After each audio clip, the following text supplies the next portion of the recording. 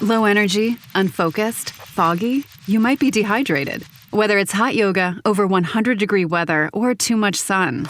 Gatorlyte, with a specialized blend of 5 electrolytes, was scientifically designed to help move fluids into the body faster for rapid rehydration. Shop now at retailers nationwide. Gatorlyte hydrates faster than water. Is it in you? Symptoms noted are signs of mild to moderate dehydration. Consult a healthcare professional if symptoms persist. Pros, find the right flooring for the job in Lowe's newly redesigned flooring showroom. Shop our expanded assortment of trusted brands and get up to 35% off style selections, Stainmaster, and Stainmaster Pet Protect Special Order Carpet. And while you're here, save $100 on the DeWalt 20-volt max 6-amp-hour 2-pack of batteries. Now just $179. Get more of what you need faster and save more where it counts from the ground up. Our best lineup is here at Lowe's. Valid through 8/26 while supplies last. Selection varies by location. Listen to the heartbeat. Chevy is called the heartbeat of America for a reason. With SUVs made to move with your rhythm. The versatile Equinox tackles your entire day. The spacious Traverse fits your crew and your whole weekend. And Trax brings style with value you can count on. All infused with tech that has your back, so your drive always hits the right chord. Chevrolet. Together, let's drive. Coach Unplugged is brought to you by great people over at teachhoops.com for coaches who want to get better. From the Fifth Quarter Studios in Madison, Wisconsin, you're listening to Coach Unplugged. Here is your host, Steve Collins. Hey, everybody. Welcome to Coach Unplugged, episode 499. Before we go off to our interview, what I'm doing is kind of pulling something from the archives. Hopefully I'm in a good mood when this is going up because I'm heading off to a scrimmage. So I pre-recorded this, but we pulled an interview from the archives for today because I don't know if you know, but after 300 episodes, basically iTunes or Stitch or whatever, they only launch 300, and after that it kind of gets archived and you have to dig for it. Anyway, so before we dig into that, I'd like to give a big shout out to our sponsors. First of all, Dr. Dish, the #1 shooting machine on the market, bar none. You should have it just because it's going to help your team win more basketball games. Mention High School Hoops or Coach Unplugged and they'll give you $300 off your next purchase. Also, it's the holiday season. It's time to buy yourself a present. Go buy yourself teachhoops.com for coaches who want to get better. I have been there. I've experienced everything. I'm sure I didn't sleep last night with the scrimmage today. I know what it's like to have those sleepless nights, to figure out how your team can work on their help side defense or fight through screens or not play hard. I'm here to help. It's not only the courses and the handouts and all of those kind of things, but it's the community. It's the one-on-one calls. It's my email address. It's all the things that are the extras that I think that make our community so special. So go over and check it out. It's a great time to do it. All right. Talk to you soon. Bye. All right, everybody. Good evening. I'm here with Mike McGivern. Now, if I get any of this wrong, Mike, you have to fix me, okay? Because I don't have a huge staff like you do to do all my. Oh, yeah. Sounds good. But you've been around sports for, if I did my research right, about 35 years, coaching and stuff. Yep. I've been coaching 35 years. That's crazy. And you started in radio in 2003. Is that correct? That is correct. Yep. And what stations have you been with? In Milwaukee, WMYX, 103.7 KISS FM, and then the sports station, which we have an AM and an FM, 105.7 FM The Fan, and 1250 AM WSSP. Yeah. So the Varsity Blitz, which I've been on, is the sports station, correct? Correct. Yep. I'm a sales rep and account executive for the 3 stations, and then I'm on the air on the sports station with a number of shows. Okay. So why I love what you do is, I think high school sports is kind of going a little bit of the way of the dinosaur as far as the media goes. And I think you guys do such a good job in the Milwaukee area, having coaches from all over on there. It's one of my must listens to be honest with you. I love listening to it. I appreciate that, Coach, a lot, because as you know, because we've had this conversation, I have a tremendous amount of respect for you and with the work you've done at Madison Memorial. You know, for a while I watched from afar, and then I reached out to you one time, and you were like, "Man, I listen to your show every week. I'd love to come on." Had you come down? Actually, had you come in studio with your son a few years ago, and it was really a highlight. I appreciate that. I can tell you're getting old because it wasn't a few years ago. Drew was like 9, and now he's like 15. So I think something. Oh man, yeah, I am getting old, Coach. It doesn't seem like it was 6 years ago. It does. Wow. It was 5 or 6. It was a while ago because he was a little guy. Well, you know, I appreciate you 4 minutes into our conversation letting me know how old I've gotten. Thank you for that. You're welcome. So what I tend to do is why don't you tell us about your coaching journey, like how it started, Sure. kind of how it developed, and I'll jump in when I hear some good stuff.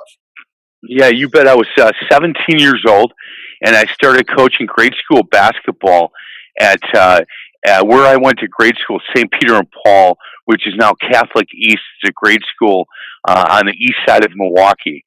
And I have to tell you that there was a couple of steps through this journey that I still kind of shake my head at. I was coaching a 6th grade team, and the head coach for Marquette University at that time was Bob Duquette. And all of a sudden I looked in the crowd, and Coach Duquette had a bag of popcorn and was sitting by himself on a Sunday afternoon watching my team play. And we ended up winning the game, and I got in the locker room, and there was a knock on the door, and he said, "Coach, you got a minute?" I said, "Yeah." And he went to introduce himself. I said, "Coach Duquette, I know who you are. What are you doing here?" And he said, "You know what? I was walking past, and I heard the whistle and the squeak of the sneaker, and I, paid my $2 to get in, got a bag of popcorn." He said, "Your boys run the flex pretty well." And I said, "Well, thanks, man. I appreciate that." And he said, "Do you have any interest coaching my summer camp and down at Marquette?" And I said, "Yeah, I'd love that." So when the time came, I went down there for a meeting, and we're sitting around a table with a bunch of coaches. And Coach Duquette said, "Hey, could you everybody introduce yourself and let us know where you coach?" And the first guy was an assistant coach at Nebraska, and the next guy was an assistant coach at like Oral Roberts or something, and then me. And I said, "I'm the 6th grade boys basketball coach at St. Peter and Paul on the east side of Milwaukee." And the guy from Nebraska started laughing. And Coach Duquette said, "I don't know what you're laughing about. His kids run the flex way better than your kids." And then everybody laughed. And well, the camp was at Dominican High School. Okay. And I'd been at it now a few years. And the guy who was the head coach at Dominican back then was a guy named Rich Fanning.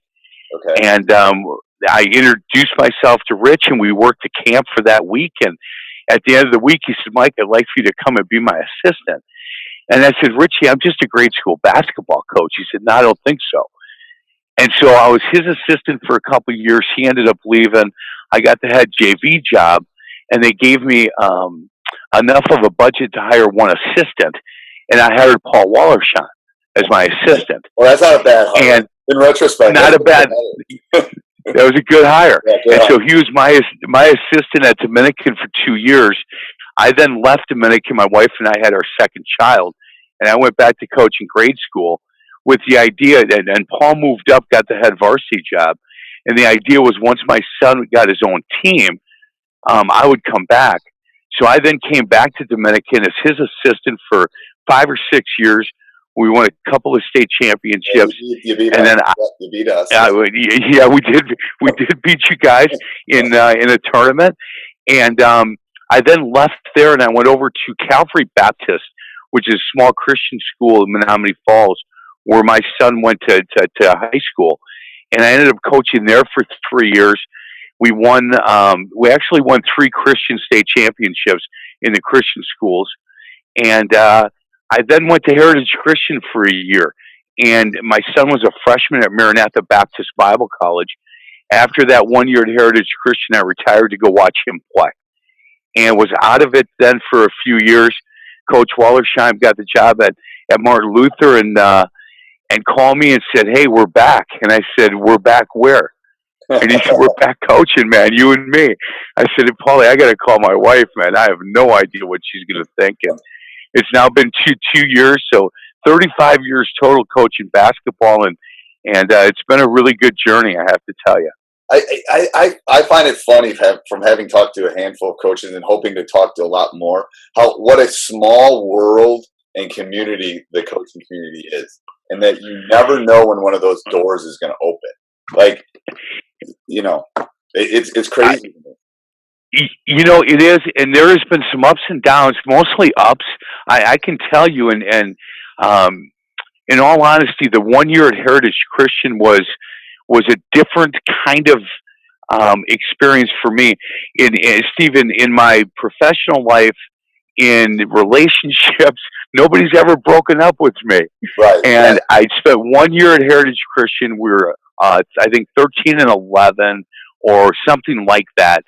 And I got fired. Right. And I didn't understand it, and I asked why, and the athletic director didn't know. And he said it came down from the head of the school board. So I got a hold of the guy from the head of the school board, and I said, look, it's already done, but I just need to understand it. Right. I need some closure before I can move forward. And he said, I wasn't happy with who you named leaders on that team. And I said, I don't know what that means. What does that mean? And he said, you named this one kid a captain. Nobody likes that kid. And I said, what a weird thing for an adult to say. And he had a son on the team, and I said, had I named your son a captain? And he said, yeah, you'd probably be planning for year 2. And I said, well, I appreciate your honesty. And that's good. I think captains, to be honest with you, is the most overrated thing we do. It's ridiculous. I haven't named a captain in 15 years.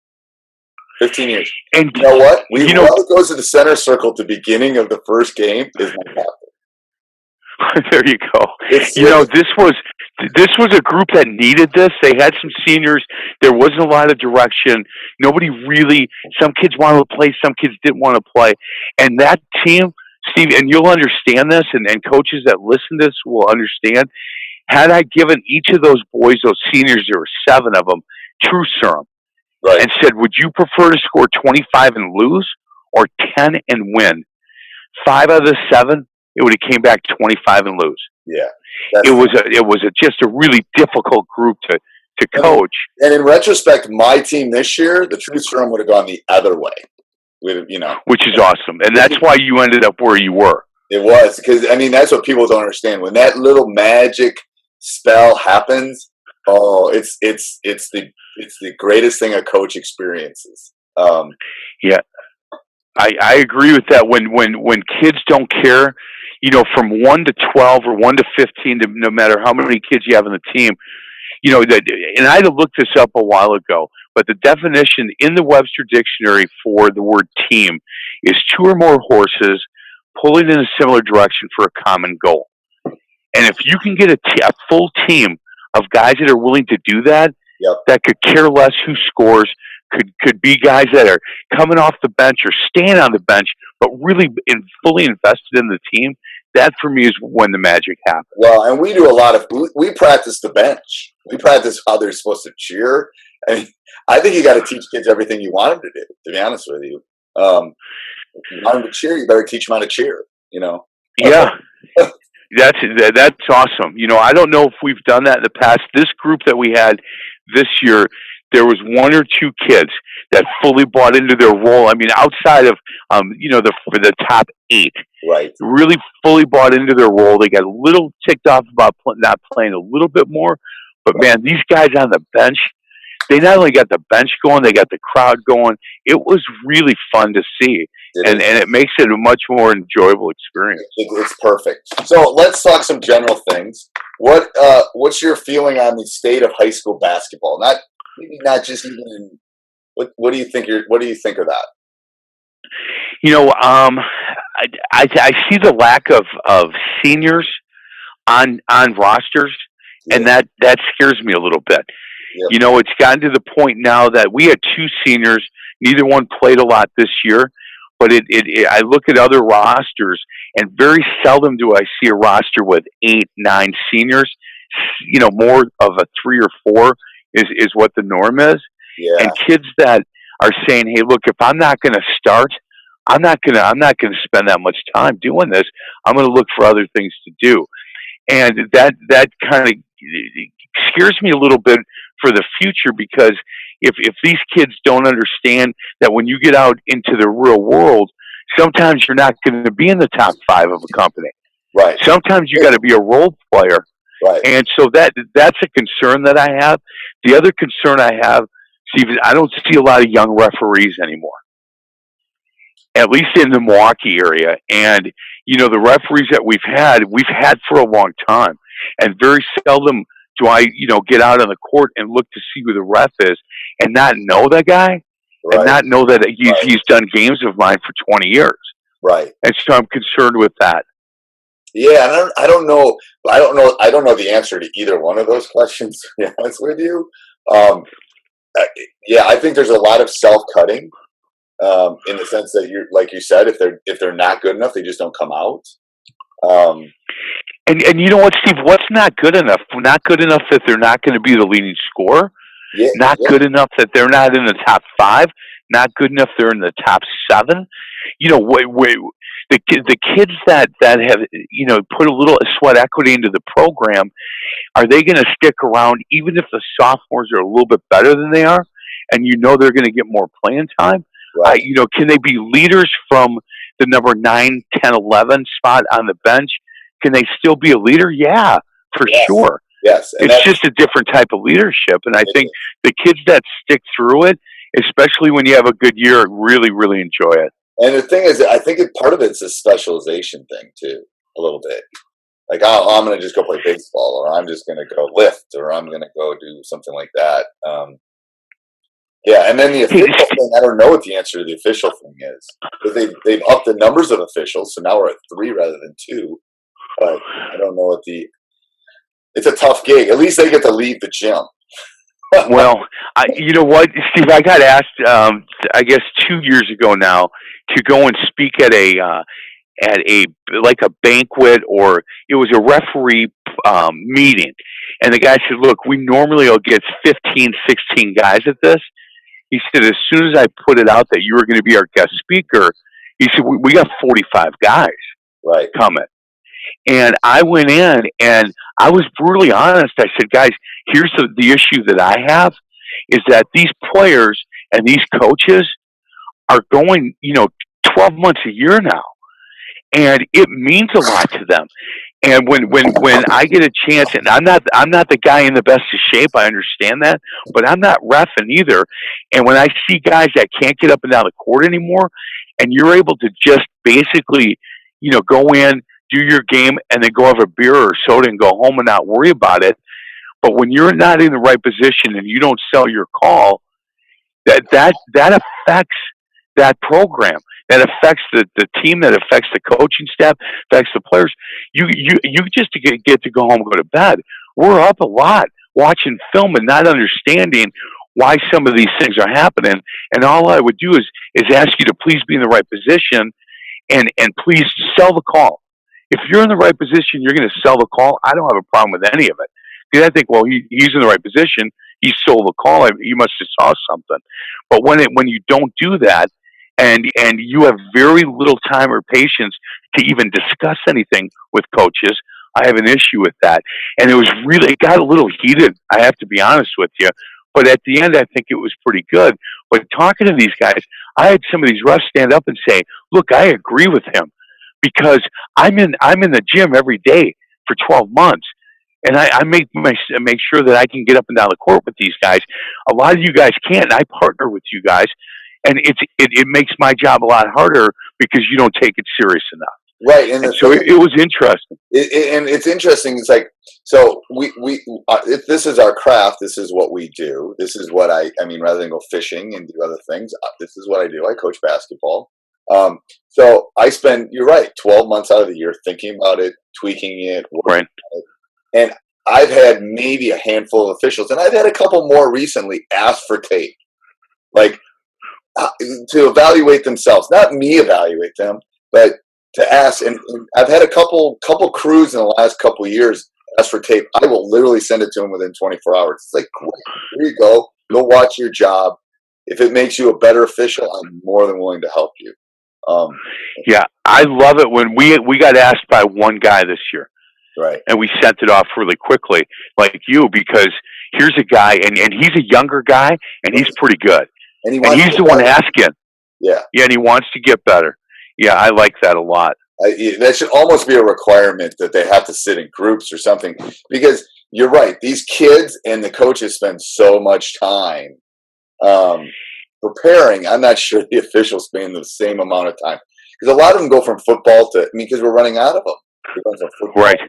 to basketball to baseball, and I'm not sure. Yeah, I agree, and they talked about that, and they said, hey, look, you can do multiple sports, but understand that you have to make sure that you're in good enough shape, especially for basketball, to be able to get up and down the court, and you understand that the game has gotten bigger, faster, with quicker guys.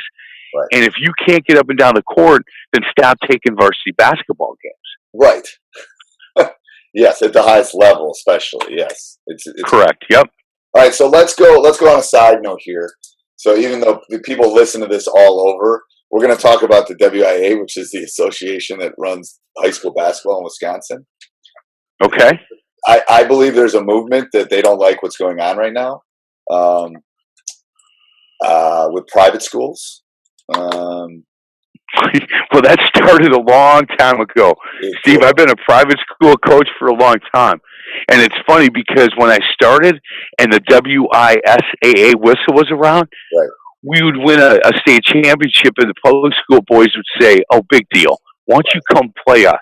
Right? You want to prove something? Come play us." And then we did. Right. And then the public school, then you guys were like, hey, you guys must be cheating. Yeah. Because there's no way that you should be able to beat us. Right. So I don't know.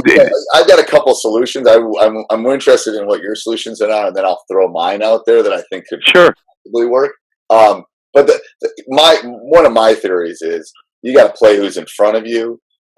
I could, as someone that's had a pretty successful program, I could be pretty mad at Germantown and Stevens Point.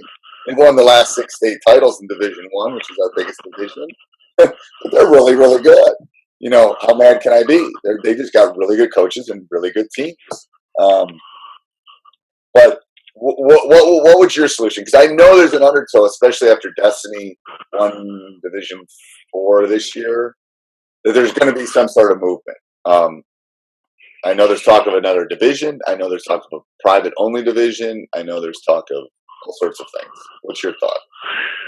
Well, you know what? I think that I think if you look at other sports, you look at, has anybody said anything about Kimberly in football? Oh yeah, I never thought about Kimberly. Nobody, right? You haven't heard. There hasn't been one person that said, "Hey, we got to do something about Kimberly." Right. Anybody say anything about Brookfield East winning Division II in football? No, nothing, right? Anybody, Catholic Memorial finally won one in Division III. So there's one in football. Division IV was, I think, Amherst might have been 4. Division VI was a private school. So 2 out of the 7 were private schools in football. And so you don't hear much about that. Right. You don't hear, nobody says, hey, Kimberly and Arrowhead, this is getting out of hand. We can't keep having these guys win all the time. Homestead, nobody says anything about that. But let Dominican win 4 or 5 in a row. Nobody said a thing about Randolph when they won that many, right? Right. Nobody said anything. Look, when I was at Dominican years ago, what's that? It seems to be basketball more driven than golf or tennis. I mean, I don't follow sports as much, but I know sure. A lot of golf state titles in Madison. Well, think about Randolph again. If you just want to stick with basketball, if you just think about Randolph and say, okay, well, why is it that everybody complained when Dominican won that, but nobody said a stinking word when it was Randolph? Right. Right? And then you look at you look at Stevens Point, like you said, and Germantown. People are like, that's great. What a great program that is. Right. But then they said, well, Dominican must cheat. Right. They got to cheat because there's no chance they would win this thing if they didn't cheat. Right. So, Xavier won Division 3 and Destiny won Division 4. So you're going to get some people saying, well, hold on, that's not fair. Well, what can I tell you?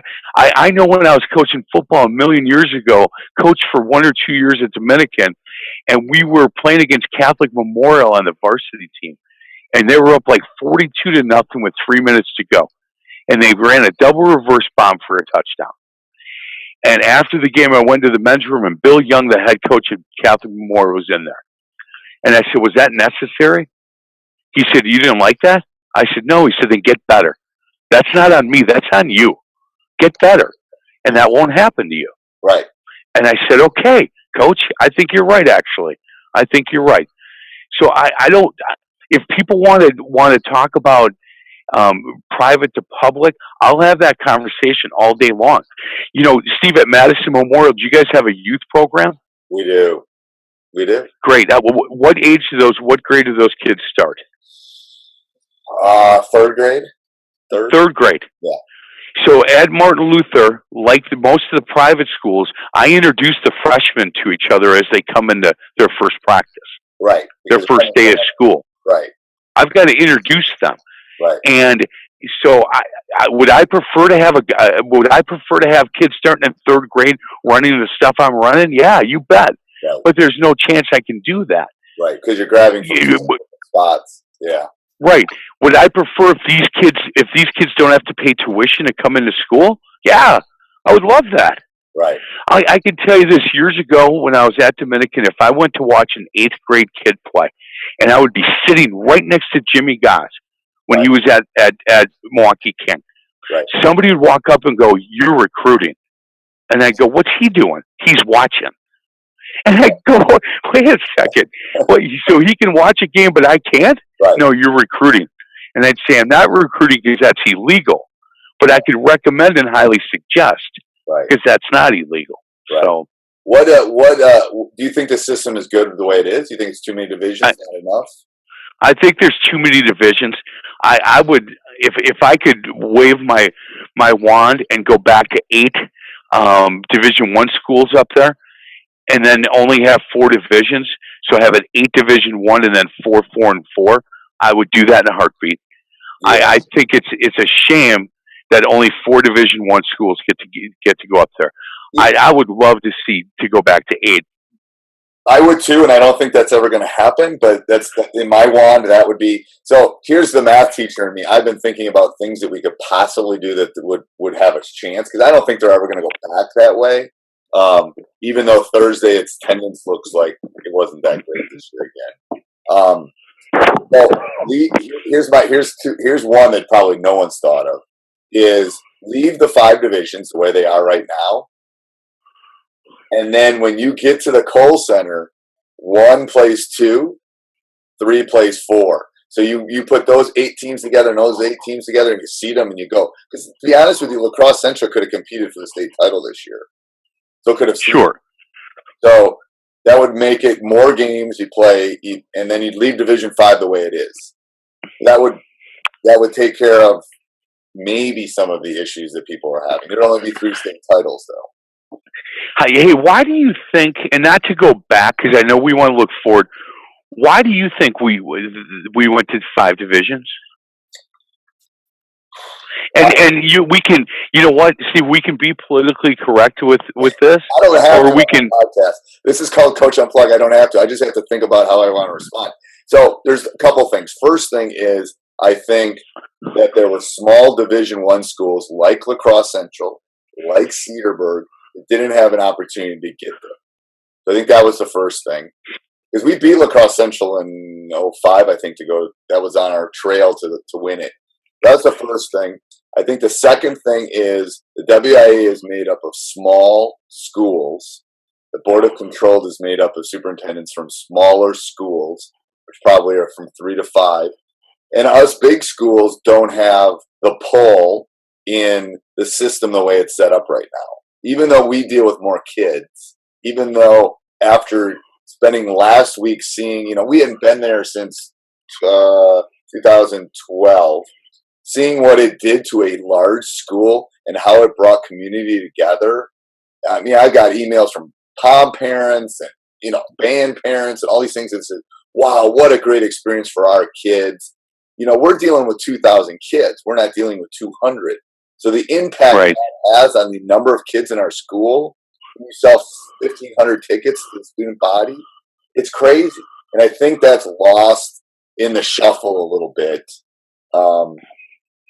Actually, I think it's lost a lot in the shuffle. So I don't think we have the pull. So I think those two were the biggest factors of border control being controlled by smaller schools. And then those smaller D ones, like the Wanakees, the Cedarburgs, the La Crosse Centrals, didn't think they had a shot to get to the Kohl Center. I don't know. What do you think? Yeah, I do think a lot of that has to do with it. I'm just wondering if there was other issues with certain teams throughout the state that didn't feel the way it was that they were going to be able to get there again with some of the private schools, and with the addition, they were able to move down a division, or one of those other schools were able to move. I think there's a lot of stuff going on behind the scenes that you know what, I don't, I would love to know. The problem is it's backfiring because Milwaukee public schools are breaking up into small schools. Yep. And they are. They're breaking. So the Milwaukee King's a great high school, actually. It's an IB school. But there's some of those schools are breaking up into schools of 2, 3, 400, 100. That's how Milwaukee, what MPS is doing to try to break the achievement gap. They're breaking those big schools into smaller ones. Well, guess what's going to happen? That some of those smaller schools are going to get better at basketball, and all of a sudden they're going to be they're going to have 200 kids, and they're going to be competing against 200 kids from Northeast Wisconsin. And it's good luck. I mean, it's going to happen once in a while, but not very often. So it's actually I think. You know, here's the other thing, and again, I'm a Milwaukee guy, born and raised. I've lived my entire life in the city of Milwaukee. Now with school choice, so the other thing that's happened is, you know, it used to be that city conference teams were 7, 8, 9 deep, and now they're 3, 4 deep. Right. And so some of those kids are going to the Dominicans, to the Martin Luthers, to Messmer, to Destiny, to the Science Academy. You know, I used to say, if in the city of Milwaukee, if you put all the basketball players on a court and you let King take their, 10, let Vincent take their 10, and Washington take their 10, and I get the rest, right? I think I can win a state championship. Yeah, but it's not like that anymore. Right. It's not like that. And the other thing with AAU basketball, kids get pretty comfortable playing against anybody now. Right. Where, and I had Jim Goss a number of years ago in the studio, and he's the one who said this. He said, look, it used to be, back in the day, whoever has the most African-American players is going to win. That's kind of like what we thought of out in the suburbs. And he said that whole pendulum has changed now. Right. Because of AAU basketball. Nobody gets intimidated anymore. They've played each other all summer long, and now they know each other. It doesn't matter anymore. But I think the idea of having these kids and school choice, where kids and parents can say, look, I would love my kid to get a private school type chance to go through their academics, right? Because I think maybe they're held a little bit more accountable. Might be a little more difficult. If I can do that, we're going to look to do that. And I don't think any of us would say, well, that's not a good thing. Right. It is a good thing. Right. If you get a chance to get a better education, don't you want to do that for your child? Have you watched the Hurley thing on Showtime? It's on YouTube too. You watch that? I have not, but I will. It's like on episode 5 right now, and it's on YouTube. Okay. But it's really good. It's like, I don't know.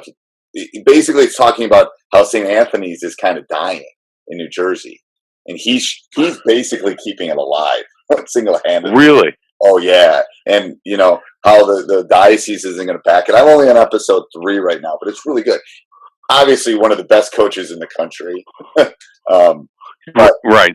But it's more than about the basketball. It's about how he's trying to keep that private school alive for kids in New Jersey. It's really good.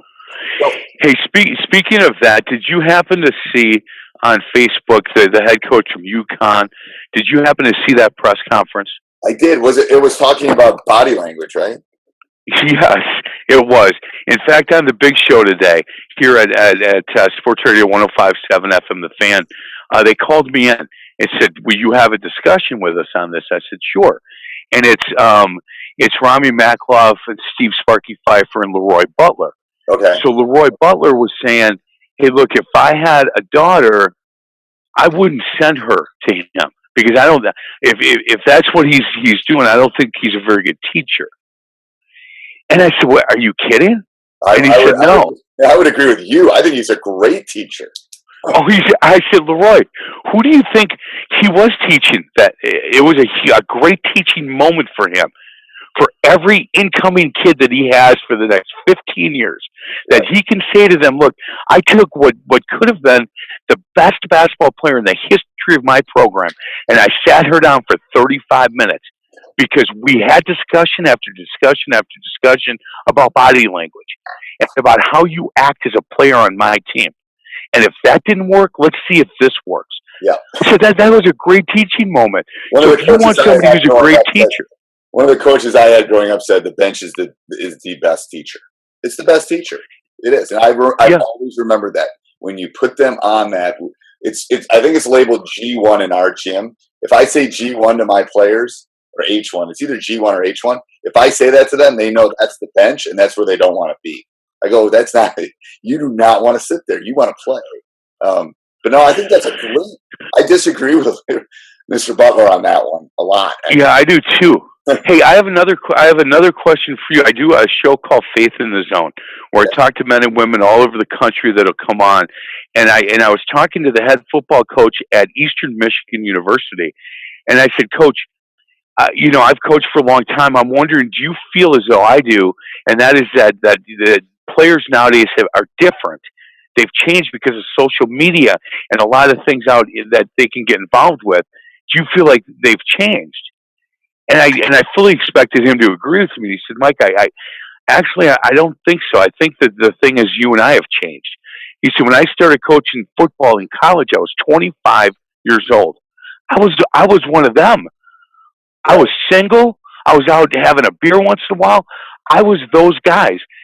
Well, then 10 years later, I'm 35. I'm married and have 3 kids.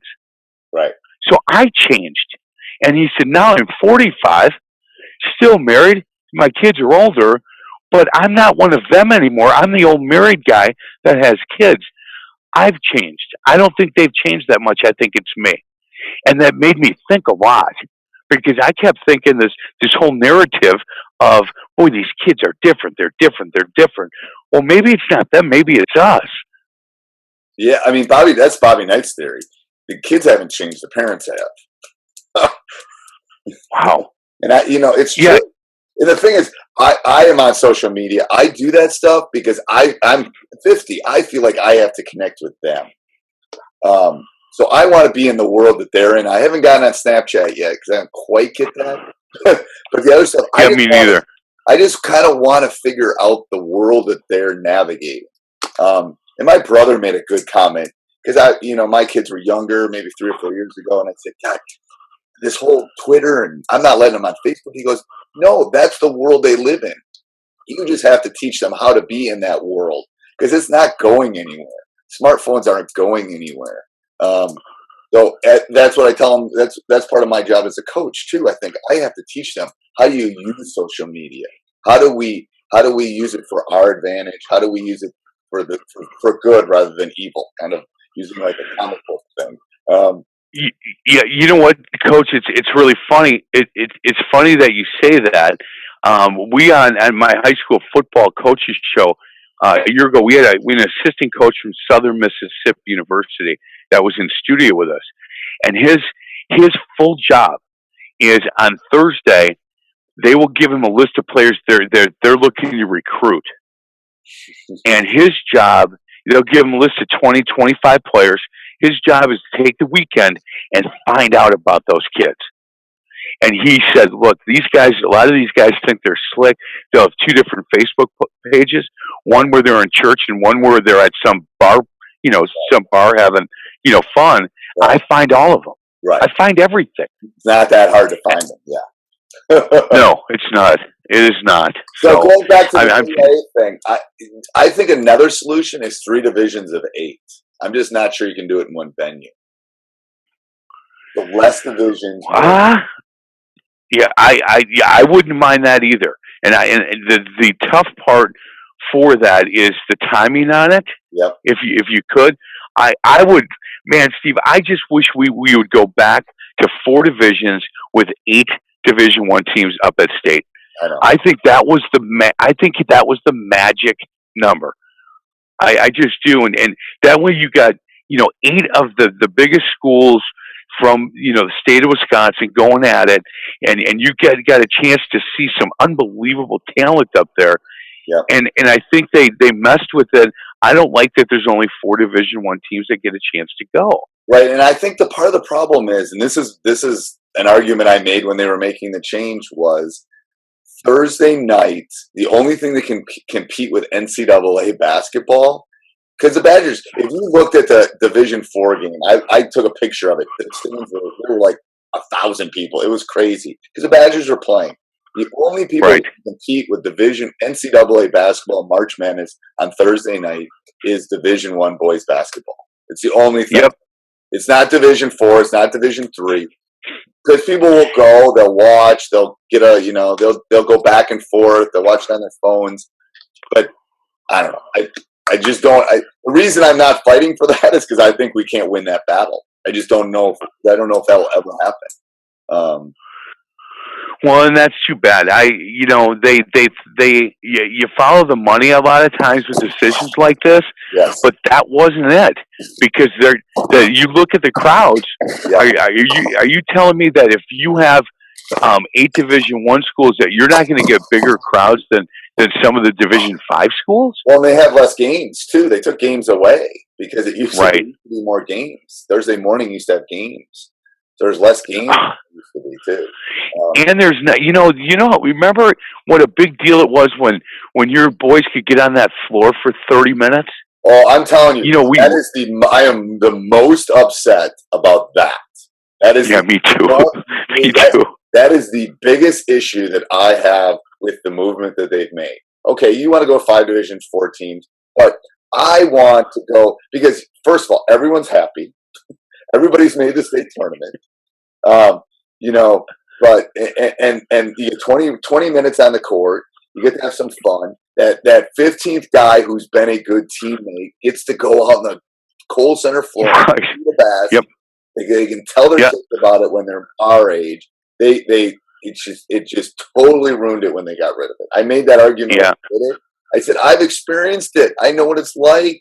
I mean, I have a picture of Drew when he's 6 standing next to me on that court. I cherish that picture because that was the time with him and me, and there was no pressure, and everyone was happy. And hey, speaking of the WIA, did you happen to see when Deb Hauser didn't let the young man hug his sister? I did. It went viral, and it's been taken off of Twitter now. I know. Deb Hauser will come on my show every once in a while, and she has a passion and love for this. Boy, that I'm not quite sure how you spin that to make it look good. No, that didn't look good for them. And to defend, very, very rarely will you hear me do this, to defend the WIA, because I'm telling you, there's kids in my class were going, we're going to rush the court if we win it, coach. I go, no, you're not. No, you're not. Trust me. People have tried it. You're not going to do it. It's the safety of, because when we won sectionals, the crowd, my guys went over to the crowd, and my point guard ended up with 2 staples and a tetanus shot. So I understand the safety issue, and I understand keeping people off the floor. I really do. But I think what came out of this is something good, that now they know it's important for parents and families to have that moment, because that's a shining moment, if I could steal it from the NCAAs. Sure. Because they had a hug zone or something now at the state tournament this year. But you need to be able to do that. Win or lose, parents want to comfort their kids. They want to celebrate. Right. They want comfort. So I think something good is going to come out of that, to be honest with you. I do as well. And I kind of felt bad for her because, it just made it did not make her look good. No, and it wasn't mean. I mean, when you're in that position, just like as a coach, I'm worried about my guys. She's worried about the safety of all those people. It wasn't that you can't hug. No, it's just more that we got to get up. The bigger issue, Angie Murphy, who's the girls' coach at Verona, her one of her big issues is after they won the state title, those kids did not get to see their parents until they got back to Verona. Because that's not good. That's not good because what happens? They won the state title. They go out one way. The parents get kicked out of the rec center, and there was no connection there. So we've been spoiled here that we can kind of make a connection in Madison, but that's something they definitely have to fix. Where there has to be some sort of connection. The kids just won the state title. Let them see their parents for 5 minutes. Yeah, and take pictures or do whatever. But, hey, I got another question for you. Yeah. It's about teachhoops.com. Okay. And I hope that you understand because you're in that bubble and you do a ton of work on this thing. This is really good. I hope it is. There isn't. I hope it is. Coach, I have to tell you, it's really good. And there are coaches that come on my show and they'll talk about it during the break. They'll be like, "Hey, are you on that?" I'll be like, "Yeah." They're like, "Man, Collins does. He certainly stays busy with this stuff." And I love the fact. Yeah. What's that? I said no. He doesn't sleep. He's a vampire. Yeah. He doesn't. Yeah, he doesn't get a ton of sleep. But you know what? I love the fact that there are times that you'll post things outside of basketball, but it's coaching. Right. It's this part of this football coach said this, or I just, for people that haven't seen it or haven't been a part of it, I would really take a look at teachhoops.com and get involved in it. The fun part for me is, so that's fine. The newsletter's great. And I got all sorts of video. I mean, basically any video you'd ever want to watch on basketball, by the time I'm done, I think, because I just launched it in October. So by the time I'm done, I'm gonna hopefully set up a roadmap for a coach so they can, if they need offensive stuff, they go here. Again, it's a work in progress. And I've got my son's godfather is the strength and conditioning coach. He kind of runs the thing for the UW. So he's going to help me out, do some stuff. But anyway, so the bigger issue for me is kind of like you and I are doing. There's a couple coaches that I was able to mentor. They joined teachhoops.com, and then I'm able to help them. We have a Facebook group. And I had teleconference like this because I think about when I was a young coach, I just wanted somebody to talk to. That's it. Yeah. Yeah, I didn't want necessarily my assistant coaches because a lot of them were they're going to say whatever, they're going to argue with you, but they're really not going to look at it from a different standpoint. So that's why I started it, because I wanted something that I would have wanted in my 20s to become a better coach. That's it. It doesn't matter if I was a youth coach or an AU coach or a high school coach. I just wanted to get better. And you and I are so old that it was VHS tapes. Yes. Yeah. Again, you got to keep coming back to my age, but yes, it was. Yeah. In fact, Coach, maybe the second or third year I was coaching, I had a parent tape the game for me, and it was a big camera, a big VHS tape. And she said, "Look, I taped this game for you." And I said, "Thanks." She goes, "I didn't do it for the reason you think I did, and please don't be mad at me." And she walked away. And she taped what a complete jerk I was on the sideline as a 19-year-old or an 18-year-old. Yep. And I went over to her house and I hugged her. And she goes, "You're not mad at me?" I said, "No, I can't thank you enough. I had no idea." Right. And 34 years later, I think about that. Yep. It's amazing what I was at 22. And the thing is, you and I. So this isn't making an excuse for you and I, but we did grow up Bobby Knight era. Yes. So yeah, and everybody wanted to be him, basically, and it was like we all thought that was the solution, and it wasn't. We've learned that, at least I have, with age, and especially with this generation, that doesn't work. Criticism's about 1/10 of what I give my guys, to be honest with you. The rest of it's hugs and corrections and great job, and because that's the generation we're raising, I think. Yeah, me. Hey, if I can go back, to the website. One of the things that I really like is everyone when you throw out a question of the day. Yep. I think it was earlier this month. It was, what is your timeout route? When do you take timeouts? Do you have a routine with timeouts? And though I may not comment on it, I read all of that. Right. I read everything that these guys are saying, and I think, wow, that okay, this guy does it this way, and this guy thinks it's better this way. It's really, even for a guy like me who's been around a long time, we learn new stuff every day if we look for it. Right. And I like the fact that you do that different question of. I'll keep doing that. Of the day. Sure. Some of them click, some of them don't. But I've got like 200 of them all queued up. I just got to send them out. So I didn't. That's good. I'm glad you said something because I'll keep doing it if people like it. Yeah, if you would, and you know what, please don't get discouraged if you don't get a lot of response, but understand that there are some of us that read all the responses. Right. The one question that you had, it may have been end of February, something like that, about momentum changing during a game. Right. And it was like, there was some comments on there that I thought, man, okay, that makes sense to me. Other times where I think somebody had said something about, trying to call a set play and get points that way. Right. I thought, okay, either that or can you then change up a press, or can you run something a little bit different or try to get something going to the basket? So there are times that I want to, get in there and add my 2 cents, but I read everything that people say on that. Well, that's good. Yeah, so sometimes with all this stuff, and so you're never sure if it's just going out into the world and just sitting there, that kind of thing. I'm glad. Right. That's something. All right. Beautiful. We're gonna end with some quick questions. So sure. Kind of the machine gun stuff. They don't necessarily have to be quick answers. So I got about 6 or 7 that I normally ask people. First one is, who's your favorite player of all time and why? Boy, I'm gonna go back. Chris Mullen. Ooh, at St. John's. I've not had Chris Mullen. That's a good one. Okay. Chris Mullen at St. John's, because he had ice water in his veins and he moved off the ball better than anybody I've ever seen. Anytime that the guy guarding him would turn his head, he would relocate. And he was just a really, really good basketball player. He was. All right. Next one. If you could see one sporting event, what would it be? Boy,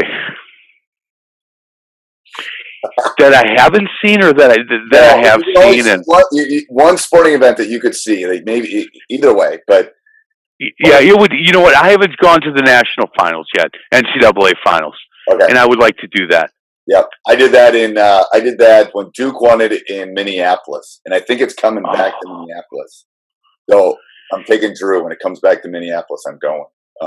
That's awesome. Yeah, it will be fun. I'm definitely on my bucket list. All right, if you could use one word to describe your coaching style, one word, what would it be?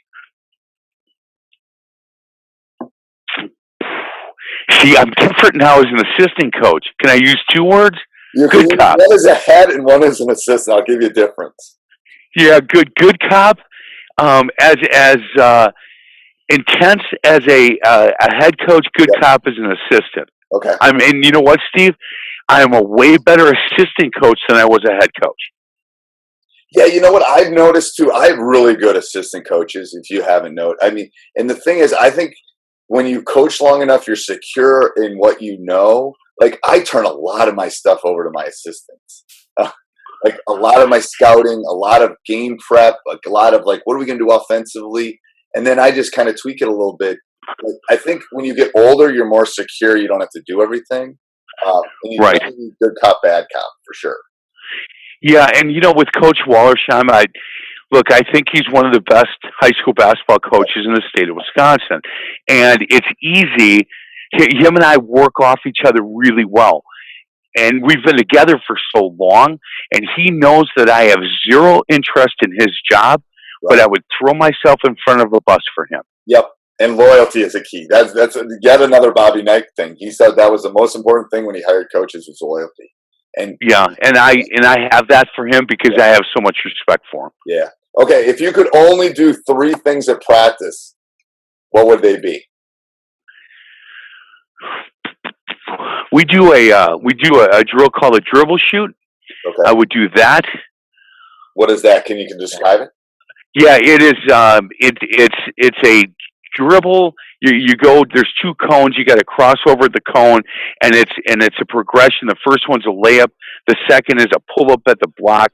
The third is a pull up off the glass a little bit deeper. And each time you get in the back of the line, there's 7 guys on one side, 7 on the other, and you're going up to the cone. And that's a defensive player, and you're going to cross over, get to the elbow, knock down a shot, and then you're going to go middle, and then on the other side, you're probably getting 16 shots up, but fairly quickly, and you're doing everything at game speed. And we do it every practice. The mid-range jumper, lost. Yes. Lost. It's gone. It's gone. The second thing if I could do 2 more drills, let me think. I would probably, we do a, boy, your kids, this is hard. This is hard. I would obviously do a defensive shell drill because you have to do those. And I would, we do a lot of 5 for 0. And I think that gets old quick for these kids. Yep. So maybe some kind of, 4-on-4 transition drill. We can get kids in the right spot, offensively and defensively in transition. Okay. If you could go back to yourself as a younger coach, what would you tell yourself?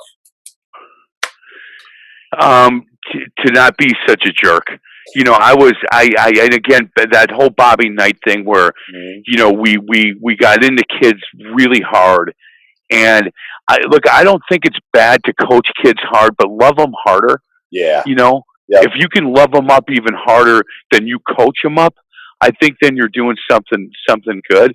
I didn't spend enough time in fundamentals back then. I had 6 plays and we did all these different out of bounds, and I didn't spend enough time in getting kids to be better basketball players. We won a lot of games because we ran good stuff at such an early age, but I don't know if the kids that I coached at that age progressed enough, because did I do enough back to the basket, turn face, go to work? I didn't do enough of that. So I would tell myself to get better, not worried so much about wins and losses, and get these kids prepared to play at the next level. Okay, we should shout that off the highest mountain, because every AAU coach, every youth coach, everybody should hear that. They don't. They're worried about Johnny winning or Susie winning the game, I think, too much. Yeah, I agree. And a lot of those guys are younger coaches, and sometimes you hope that when they get older, I wish that they knew now what I didn't know then. That comment was, the problem is they might not make it to be an older coach. That's the problem. That's why I feel bad. Correct. Yeah. If I can, I remember winning when my son Matthew, we won a number of state AAU tournaments and state championships, 3rd, 4th, 5th, 6th grade, stuff like that. And I remember finally, we got beat in the finals of it, and it was like Jamil Wilson and those guys. Right. And their coach, it was the same guy that I had beaten a couple of years. You walk to the line, shake hands, and I got to go to work the next day. Well, he was laying on his back on the ground, screaming like a crazy guy as I stood and waited for him to get up to shake his hand, congratulate him. And he just was going crazy. And I said, Coach, you understand that we still got to go to work tomorrow, right? He said, don't be a sore loser. I said, no, I'm not a sore loser. It's okay. I have no issues, man. You guys beat us by 1. You guys are good, but you're acting crazy, Coach. This is 7th grade. Right. Not a big deal. Right. And so that guy never forgave me for that, by the way. No, I bet. All right, last one. Are you ready? If you could talk to one coach for an hour, who would it be?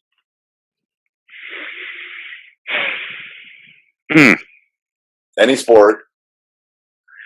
Any sport. I didn't put that in there in my initial question, but it could be any sport. Well, it would be basketball. I'm sure of that. Living or dead. boy, my initial thought was Larry Brown, just because he coached everywhere and he had a lot of success, but I'm not sure it would be him. Boy, maybe. God, that's a good one. I don't know. I had a chance, and I'm sure you have plenty of time to sit and talk with Bo Ryan a couple of times, and that was really interesting. I thought he was the kind of guy I could sit and talk to for an hour. Yeah. The thing about Bo is when Bo talks to you, you feel like you've known him for 50 years. It's crazy. The good ones are like that. The good ones. Yeah. Yeah. If somebody asked you that, what was your answer to that? I go between three different coaches. I go between Wooden, I go between Wooten, and I go between Coach K. Depends on my day. Yeah, I would. Coach K wouldn't be in my top 200, 300. Wow. Maybe 400. Are you a North Carolina guy or what? Not a ton, not so much, but I have to tell you, there was a couple of things that I've read and I've heard that not too upset that Duke is knocked out of the playoffs, the tournament. Right. And one day I'll one day off the record I'll give you some of those. Okay. And I think that may change. I came up with the guy, Dean Smith. Ooh, Dean would be really good. Yeah. I would take Dean Smith, the guy who's my boss here at Entercom Milwaukee. He is a Tar Heel guy. He's a North Carolina guy. And he tells me stories about Dean Smith. And I think that's who, if I could spend an hour with one coach, it would be him. That's a great answer. Well, thank you for being on. This was so much fun. I love doing this. Steve, I really appreciate the work that you do. Thank you so much for all the time you've given me for my high school show. I can't tell you how much respect I have for you and the program you've built over there. And anytime you need anything from me, please let me know. I will. Thank you. Thanks for listening. Coach Unplugged is brought to you by great people over at teachhoops.com for coaches who want to get better. As a valued listener, use the coupon code SAVE20 to save 20% on your membership. Booking.com is the easiest way from a day surrounded by noise